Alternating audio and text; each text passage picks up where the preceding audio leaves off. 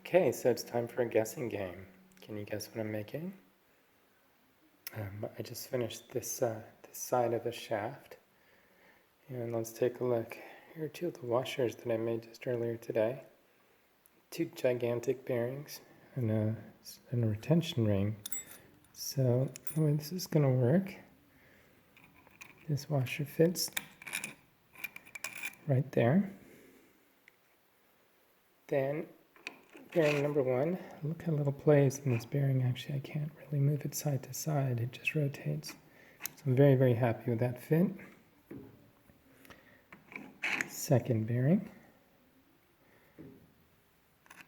Another washer. And then, I'm not ready for this yet, but a spring clip to hold it all together. And then this is going to be symmetric, so the other side of it, which is about 8 inches long for the whole thing, is about 8 inches long. It's going to be like